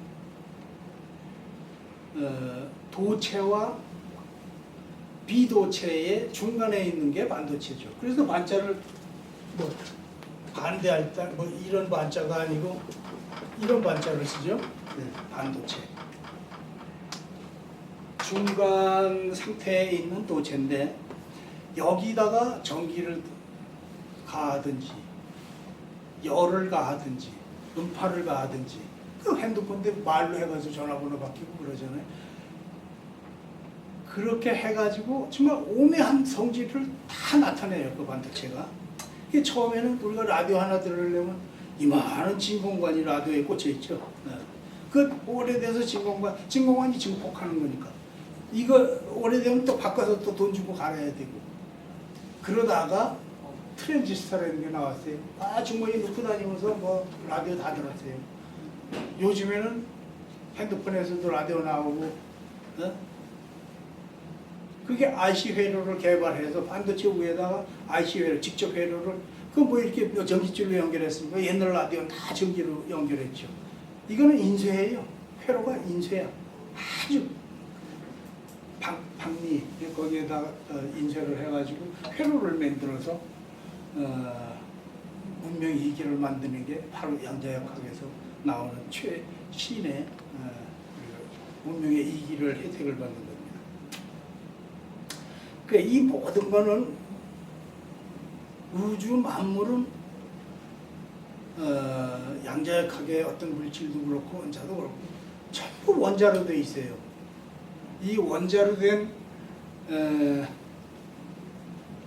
원자 속에는 원자 핵과 전자가 되어 있고 또 원자 핵에는 쿼크가 되어 있고 이런 걸 규명함으로써 지금 우주선을 만들어 가지고 우주 탐사에 들어갈 수 있는 그런 단계에 와 있다.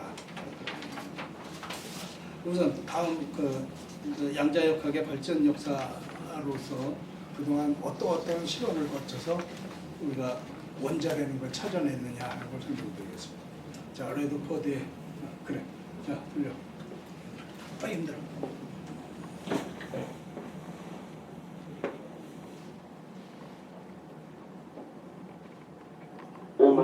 80 years earlier, in 1827, a Scottish botanist called Robert Brown sprinkled pollen grains in some water and examined it through a microscope. What he found was really strange because instead of the pollen grains floating gently in the water, they danced around furiously, almost as though they were alive. Now, while this so-called Brownian motion was strange, scientists soon forgot about it. They found it mundane, even boring. I mean, who cared if the pollen jiggled about in the water? And what had the jiggling to do with atoms anyway? For nearly 80 years, Brown's discovery remained a little-known scientific anomaly. Then, Einstein changed everything. In one staggering insight, Einstein saw that Brownian motion was all about atoms. In fact, he realized that the jiggling of pollen grains in water could settle the raging debate about the reality of atoms forever. His argument was simple. The pollen will only jiggle if they were being jostled by something else. So Einstein said that the water must be made of tiny atom-like particles, which themselves are jiggling and are continually buffeting the pollen. If there were no atoms, then the pollen would stay still. 그래서 이때부터 원자라는 거가 있구나 하는 거를 그냥 상상으로 알게 된 거예요. 그 다음에 실제 원자를 찾아낸 게 미국의 레더포드가 금박지에다가 방사선을 쏘면서 원자가 있다는 걸 압니다.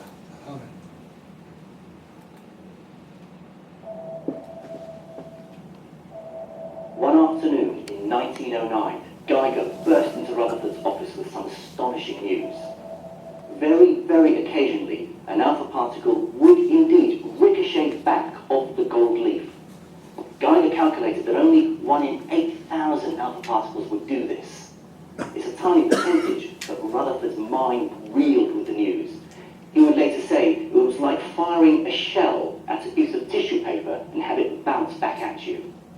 There and then, Rutherford knew he'd struck physics gold. Although it would take him over a year to fully understand why the alpha particles would do this, when he did, he would show humanity for the first time the inside of an atom. Now, people had barely got used to the idea that atoms existed. But now, Rutherford knew that this minute world, 1/10 of a millionth of a millimeter across, had its own internal structure. Within the atomic, there's a subatomic world. And Ernest Rutherford believed he knew what it looked like. Rutherford realized that the bouncing alpha particle revealed an atom that was totally unexpected. It had no familiar analogy on Earth. So Rutherford looked for one in the heavens. He pictured the atom as a tiny solar system. Electrons, tiny particles of negative electricity, orbit around a minute, positively charged object called the nucleus. Rutherford calculated that the nucleus was 10,000 times smaller than the atom itself. That's why only 1 in 8,000 alpha particles bounce back. They're the ones that hit the tiny nucleus by chance. The rest whiz by without hitting anything. The first astonishing consequence of this idea is that Rutherford's atom is almost entirely empty space. That's why nearly all the alpha particles race through the gold atoms as if there's nothing there. There really is nothing there.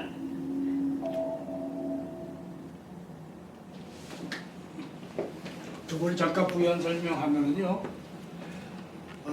원자가 얼마나 작냐 하면은 전자를 포함해서 여기 원자 핵이 있고 이 도는 이 그 직경이 1옹스트롱이라고 그래요.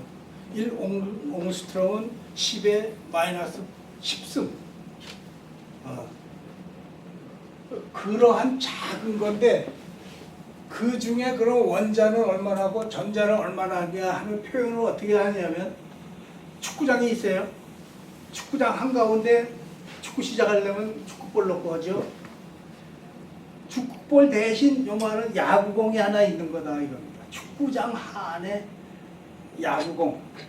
그럼 전자는 그 주변에 트랙이 있는데 그 트랙 옆에 그 관중석도 있지 않습니까? 그 관중석에 파리 한 마리가 앉아있는 거하고 같다.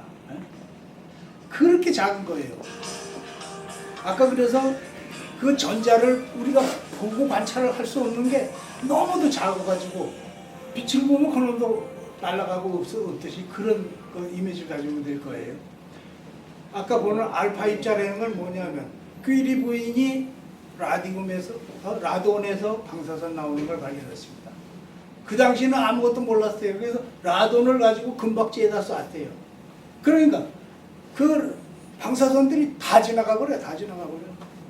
근데 그 중에 8,000개 중에 하나가 뒤로 돌아오더라. 맞다. 이게 원자가 딱 있어가지고 그놈은 방사선이 뚫고 가지를 못하는구나. 반발해서 나오는구나. 그래서 레드포드가 원자 핵을 발견하게 됩니다. 그 다음에 수소만 했겠습니까? 헤리움하고 철도하고 니켈하고 크롬도하고 다 하다 보니까 아 이거는 원자량이 몇 개야. 그래서 소련의 주기율표 만든 사람 맨델레프가 주기율표를 원자량 대로 나열을 한 게 주기율표죠. 자 뒤에 또 있던가? 나 보고 아프죠. 양자역학은 끝입니다. 다음 또 보자. 이거 마지막으로 말씀드릴게요. 이 우주가 어떻게 탄생했느냐? 처음에는 빅뱅에 의해서 수소가 생기고 수소가 생겨서 수소가 두 개가 합쳐서 헤리움이 됐습니다. 구름같이 이렇게 될 거예요. 가스나 먼지. 첫 단계가 이거예요. 그 다음에 이게 빙글빙글 돌면서 가운데를 뭉치기 시작을 하죠. 성운, 별을 만드는 구름이다. 회전하기 시작한다. 그 다음에 일로 와서 원시별의 탄생. 아직 별은 아니에요. 여기에 어떤 핵이 생기는데 이 구름들이 자꾸 일로 모여들어서 들어와요. 그 다음에 다 합쳐지면 요만한 별이 생기죠. 그것이 점점 주변에 가스나 가스들을 흡수해가지고 별이 커집니다. 이게 주계열성. 이놈이 점점 커지면서 적색 거성이 됩니다. 이게 폭발을 해요. 이때에 탄소가 또 다른 무거운 원소로 바뀌죠. 또 예를 들어 하여튼 그래가지고 다른 무거운 원소들이 여기서 생겨요. 이게 한 번이겠습니까? 계속 돌아오면서 또 터지면 또 생기고 여기서 생기는 철이 또 다른 거하고 합쳐가지고 납득이 되고 이렇게 되죠. 적색 거성이 안 되고 초적색 거성, 아주 큰 거성이 돼요. 이놈이 여기서 폭발을 해요. 이게 뭡니까? 블랙홀이 생기죠? 그 다음에 중성자별도 생기고 다시 이 먼지들은 또 일로 와서 또 별을 만들고 이렇게 별의 그 죽음이 있고 다시 탄생을 해서 돌아와서 순환이죠. 우주도 이래서 순환을 한다. 그런 얘기입니다. 자, 블랙홀, 웜홀, 화이트홀 하나로 했습니다. 이거 누구나도 하는 것보다 저 위가 블랙홀이면은 모든 걸 빨아들여요. 빛까지 빨아들여요. 아까 얘기한 대로 중력이 커지면 시간이 느려진다? 그러면 무중력 상태에서는 시간이 빨리 가느냐? 그렇진 않아요. 그건 정상으로 가요. 무중력 상태에서는 정상이에요. 블랙홀 이 주변을 지평선이라고 그러는데 여기를 가면은 시간이 제로가 돼요. 안 가요. 그만큼 중력이 세가지고 뭐든지 빨아들이니까. 그 다음에 다 빨아들이면 어디 갈 데가 있지 않습니까? 이로 쏘는 뒤로 똥 싸는 게 화이트홀일 것이다. 있을 것이다. 누가 본 사람 없어요. 그러면 이것과 이것을 연결시키는 모가지가 있습니다. 웜홀, 이거 뭐 영어로 쓰면은 WARL이니까 벌레지. ORN인가? 네. 여기가 이게 그리기가 이렇지 여기가 이렇게 돼서 분뱅이나 뭐 그런 것이 벌러지가 이렇게 기어가는 것 같이 생겼다고 해서 그걸 웜홀이라고 그래요. 블랙홀로 들어가서 웜홀을 통해 가지고 화이트홀로 나오는데 우리가 인터스텔라를 보신 분은 아마 그죠? 블랙홀 탈출. 그래가지고 다시 집으로 돌아와. 근데 자기 딸보다 자기가 더 젊었어. 딸은 늙어서 막 운명하는데 그러죠? 근데 그거 하나의 가상이지. 예전에 우리 허 교수가 야 우리 그 타임머신 좀 연구하자. 빛의 광속은 절대이기 때문에 빛의 속도를 능가할 수가 없는 거예요. 왜 절대라는 게 씁니까? 절대라는 거는 뭐 하나님 절대자라고 그러잖아요. 그거를 초과할 수는 없는 거예요. 타임머신을 그랬으면 좋겠다는 거지 타임머신을 못 만들어요. 책에 그렇게 나와 있어서 앵무새같이 읊어댑니다. 다음 또 뭐이나 우주 탐사 역사 이건 뭐 그냥 쭉 읽어서 참고를 하시고 우선 1544년 코페르니쿠스의 지동설 갈릴레이의 만원경 개발 이게 우주 탐사는 이런 단계에 의해서 지금의 이건 참 헐만해요. 허블 만원경 이 사람이 만원경 만든 거를 우주에 쐈대요. 깨끗한 상태에서 다른 별들을 관찰함으로써 이 우주에는 은하계 같은 게 1000억 개가 또 있다 하는 걸 저기서 발견을 했대요. 다음에 또 뭐야? 아래 15 메시지 마지막으로 이거 말씀드릴게요. 저 그림을 우리가 글자를 쓰거나 뭐 영어를 쓰니 한글을 쓰든지 뭐 외계인이 저걸 보고 이해할 수가 없으니까 제일 윗대가리 위에를 1에서 10까지 숫자를 이진법으로 표현했대요. 뭐 2, 4, 6 뭐 그렇게 나가겠지. 그 다음에 생명 필수의 5가지 원소 수소, 탄소, 질소, 산소인 우리 인체의 제일 중요한 5가지 원소는 수소, 탄소, 질소, 산소인. 물이 뭐 80%라고 그래도 이게 수소하고 산소하고 다 합쳐서 물이 된 거기 때문에 그걸 쪼개면 저 5가지로 우리 인체도 이루어집니다. 그러니까 우리는 저 5가지 원소로 된 사람들이 살고 있다. 우리 DNA는 이렇게 생겼다. 그 나선형 있죠, DNA. 그걸 이렇게 그린 거랍니다. DNA의 이중 나선이 바로 이제 이거죠. 인간의 모습은 이렇게 생겼다. 팔다리 있고 머리 달렸다. 태양계에 사는데 행성이 9개다. 근데 지금은 명왕성이 없어져서 8개가 되어 맞는 건데. 저거예요. 옛날 아레시보 메시지를 보낼 때는 명왕성이 아직 태양계의 일원으로 생각했으니까. 이거는 천문대 모습을 이렇게 그렸답니다. 아레시보 메시지. 아레시보라는 거는 쿠바의 한국행이 해변가의 동네다. 다음에 너는 왜 자꾸 그거 돌려? 야 그만해 이제 찍는 거. 끝났습니다. 끝났어? 그래. 아이고 그만했어. 내가 이렇게 말 많이 해본지 처음이에요. 준비도 많이 했고 시간도 많이 갖고 하여튼 수고 많았습니다. 자, 인간의 뇌가 원자로 된다고 그랬지. 제가 좀 물어볼게요. 공부만 해. 원래 전공이 화학 분야인데 우주하고는 어떤 취미라든가 뭐 거기에 대해서 굉장히 아주 박식하게 그렇잖아요. 철수단에 그걸 하게 됐다고.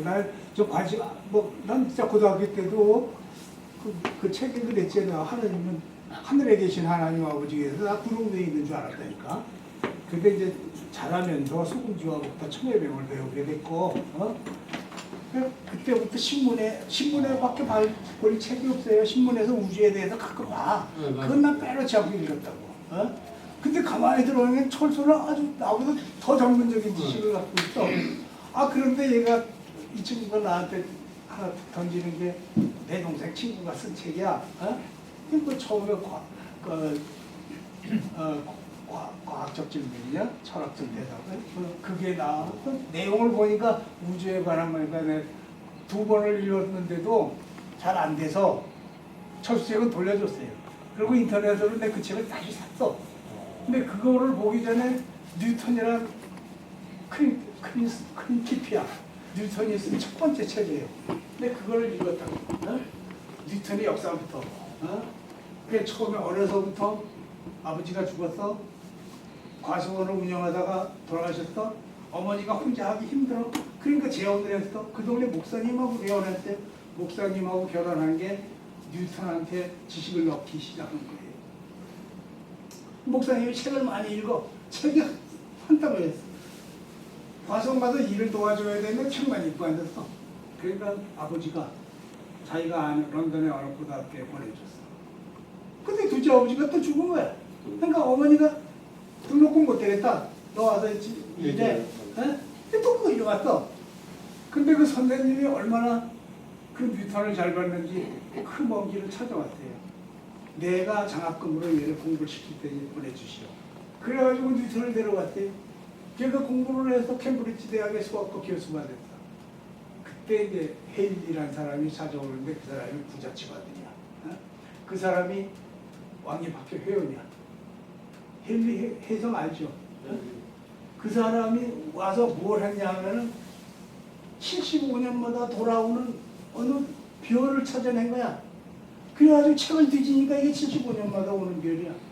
그래서 이걸 자기는 그렇게 똑똑하지는 않으니까 이 궤도를 한번 증명을 해서 나타내면 자기도 유명해질 것 같아. 그건 조금 내가 보탠 얘기인데 뉴턴을 찾아와서 이거를 해내라. 뭐 수학에서 포물선은 2차 방정식 아니에요? 이 포물선을 그리는데 전부 그 책에 그렇게 나와. 미분 적분을 뉴턴이 처음에 만들었는데 포물선을 전부 쪼개가지고 직선으로 이어서 그걸 이게 포물선이에요. 그 다음에 타원을 만들어. 내가 그거 하나 더 외니까 또 봅시다. A자승분의 X자승 플러스 B자승분지 Y자승 이코로 1. 이게요. 축이 있으면 타원형의 공식이야. 네. 이게 A고. 이거를 만들어서 헬리를 주면서 그것도 6개월 만에 다 그걸 해가지고 4개월을 더 연구를 해서 이거 틀림없다 해가지고 헬리한테 줬어요. 헬리가 너무 기가 차고 너무 깜짝 놀라서 이 사람이 대단한 사람이구나. 그래서 설득을 해가지고 원래 중얼중얼 어디 산책해도 혼자 중얼중얼하고 누구하고 대화도 안 하고 그런 사람이래요. 근데 헬리가 하도 그 간청을 해가지고 너 책을 만들자. 그게 큰 깊이야.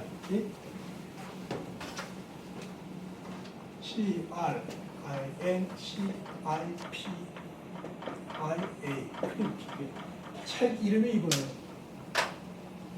이게 어느 텔레비에서 가끔 뭘 잠깐 봤는데 영국 박물관에 뉴턴 박물관에 저 책이 손으로 쓴 책이 이렇게 두꺼운 게 있더라고요.